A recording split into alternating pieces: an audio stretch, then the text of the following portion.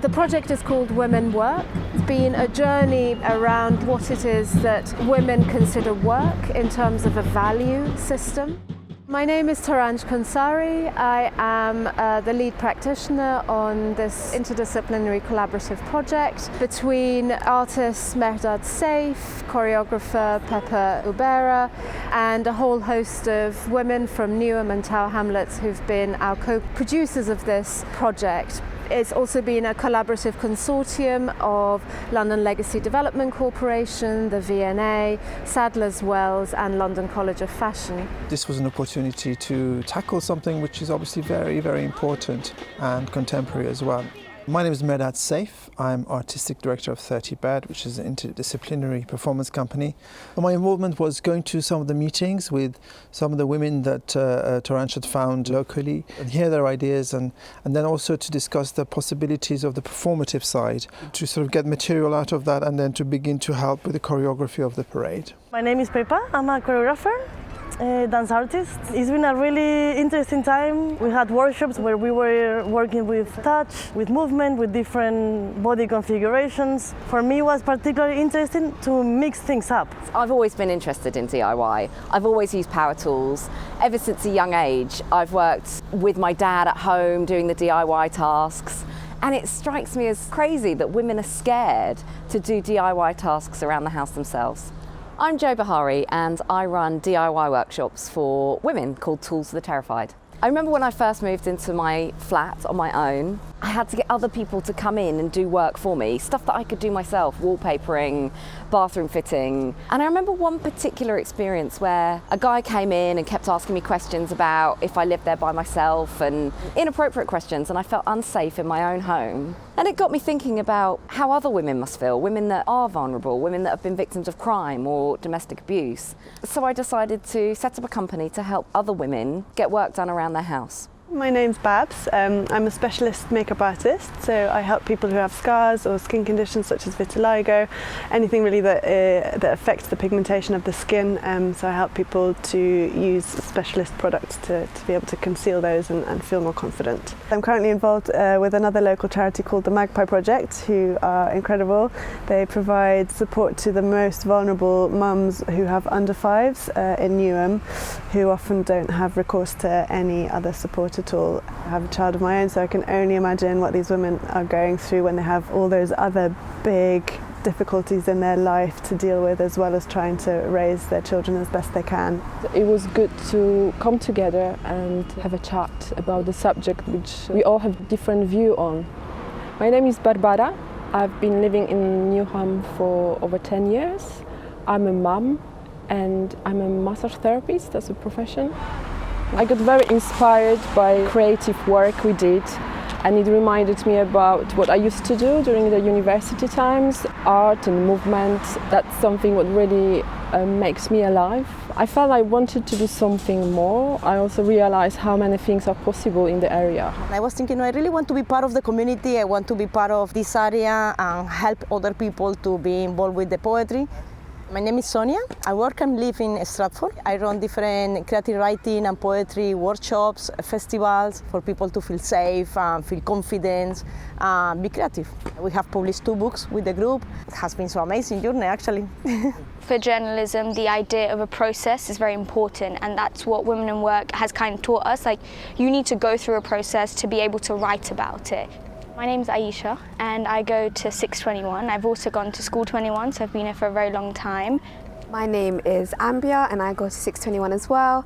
I'm currently doing some experience at News UK. I think what I've learned being a good journalist is getting people's stories out there. I was really excited to be a part of the project, which involves just women. My name is Monica and I'm mother of 2 young girls and I'm a photographer. I love interesting things and being involved in a social project. So this cafe, which I think we'll be calling the Harvest Cafe, has also hosted one of the women called Daljit. So she's been running workshops here. She started to be much more interested in Abbey Gardens, which is a community food growing garden we're in, and started to run nutritional and well-being workshops for free for the local community. And she started to do meditations on Sunday mornings, and is also running the Women's Interfaith group in Newham. And so we've been talking about networking and relationships between the different initiatives locally. I think it was a really interesting conversation, not just with regards to women and work, but women and the position in the society, etc. My name is Dasha French. My daytime job is a finance manager, but I've been involved with Abbey Gardens ever since the project started more than 10 years ago.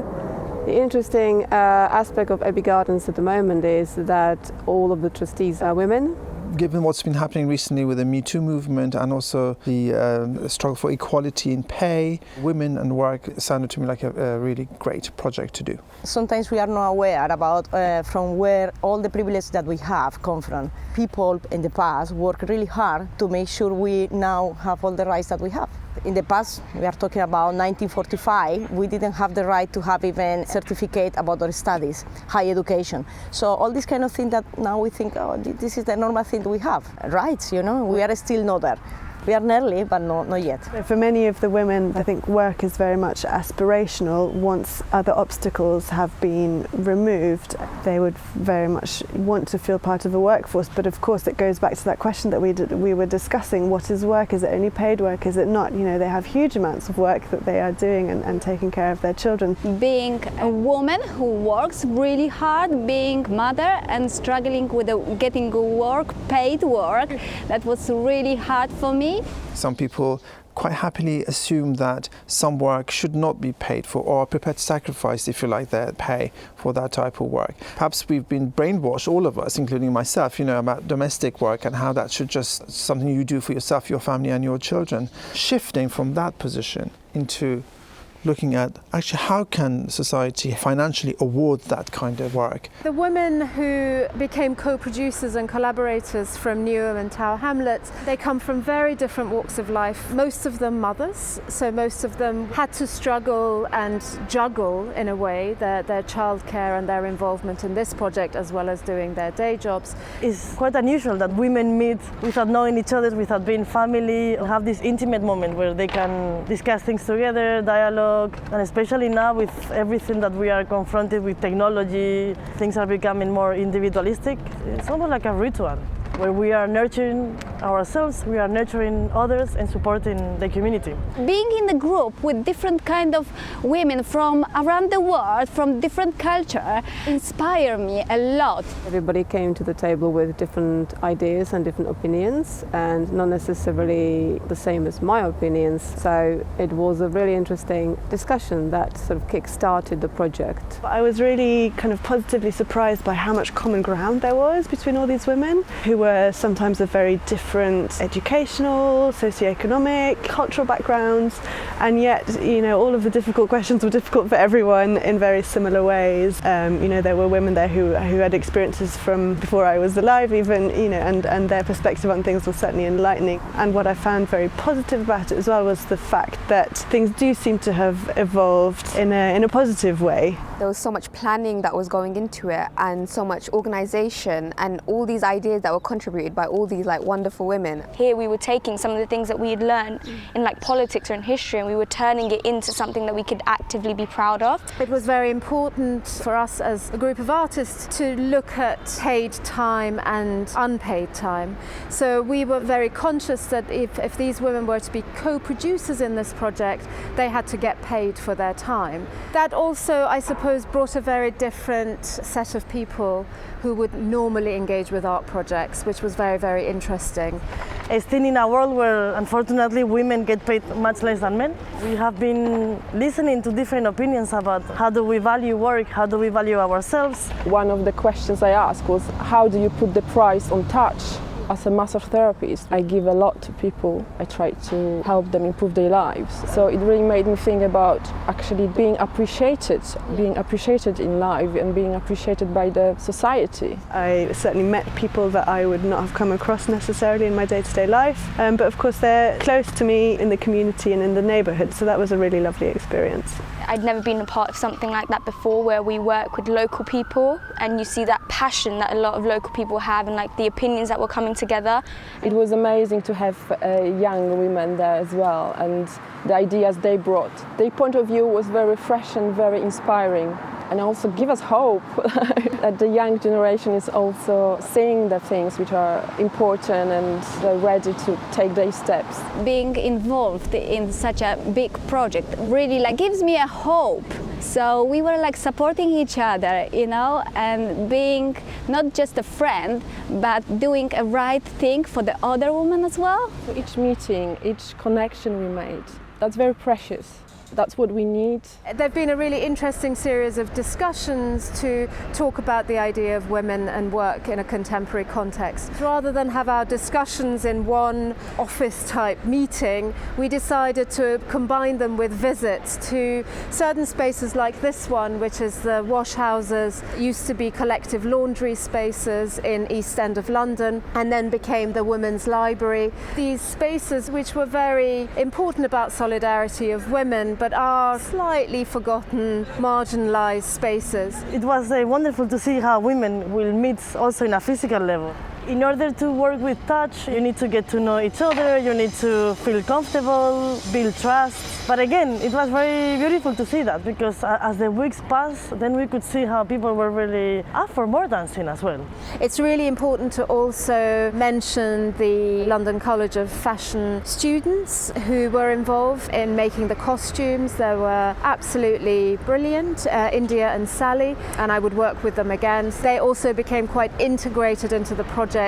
Before the parade, walked through the locations of the parade a number of times to look at the colours that were there, the architecture, the nature. The colour yellow stood out, a particular type of yellow, so everybody was asked to wear yellow. The parade was not really about showing this mass solidarity really, but it was to have a project for us to all work with and work towards in order to motivate all of us towards something rather than becoming a talking shop. The parade, it was really an interesting opportunity to look at the concept of performance in a new way. How can we actually bring everyday activity and events into this parade? So, for example, the whole parade started with a demonstration of how to use a drill. And we had a couple of volunteers come up and give it a go. We even had a mum and her young son use a drill for the first time, which was fantastic to see.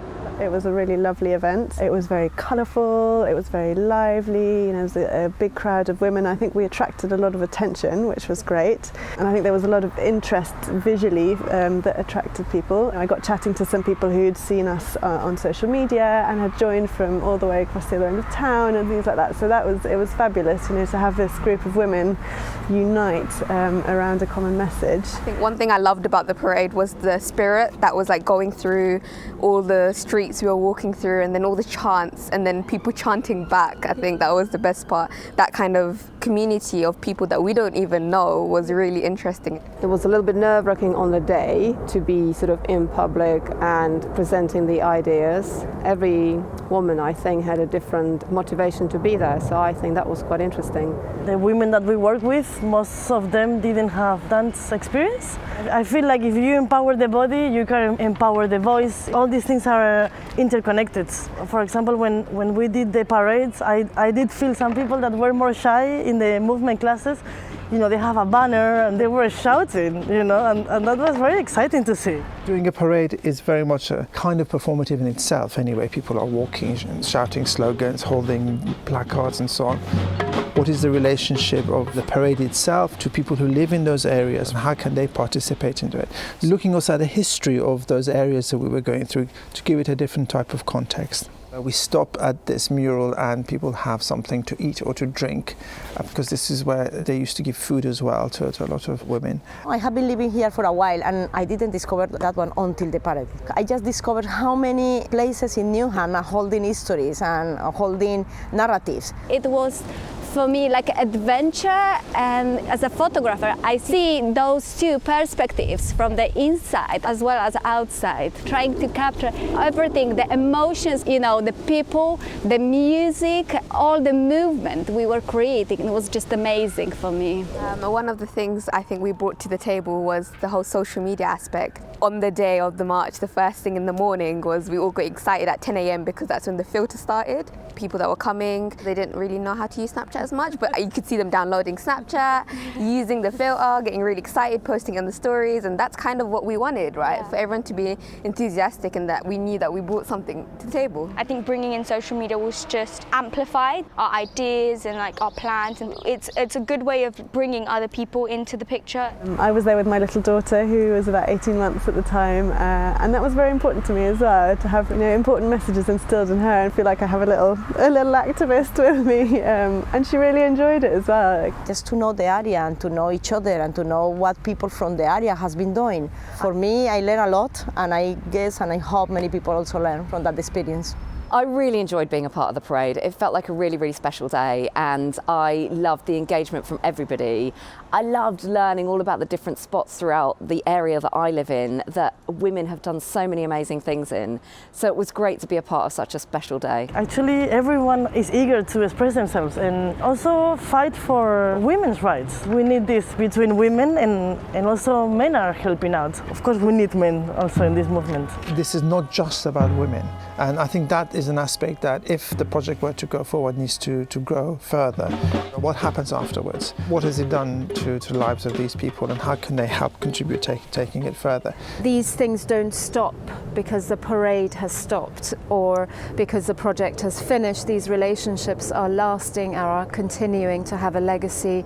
There are 4 women from the project who are now in the Friends group for Stratford Park, which is something Newham Council wanted for a very long time. It's still early days, but we met and we motivated to do something about our local park, to reclaim it, to make it a place where people want to come and everyone is safe. We'd realised that over the years it kind of been starting to become known for the wrong things. We worked to come up with ideas and like brainstorm how we could bring it back to its roots of being a local monument for us. In this bowling club, we organized the first poetry house in Newham.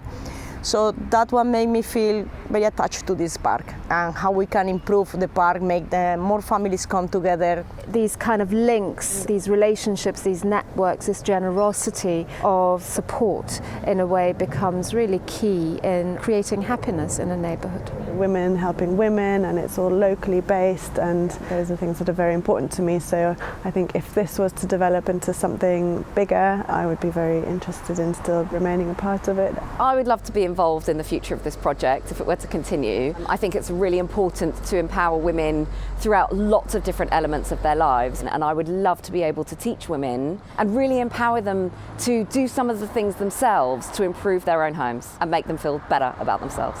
I think there is definitely a scope for the legacy of this project. It could potentially be wider than work. I think that discussion is very valid at the moment. I will definitely write about these things when I go to university and things like that. I've actually put them into my personal statement. Because we've gone through the process, the passion that we speak about it with changes like the articles and the things that we write. I think the process means that we're so much more engaged with our writing, and I think that's really important for journalism. Artistically, also what has been really interesting for us as a creative team is the notion of occasions or events, be it in the parade, be it in the sessions we held before, and how does one creatively design events which are not necessarily about commercial consumption or spectacle, but it is really about social change. So that kind of creative aesthetic, if you like, of an event or an occasion is something we will also artistically be pushing forward. I believe these projects are very important. We need to build bridges, we need to meet together, we need to get to know each other and see how different we might be, but also how similar we are and how we can support each other.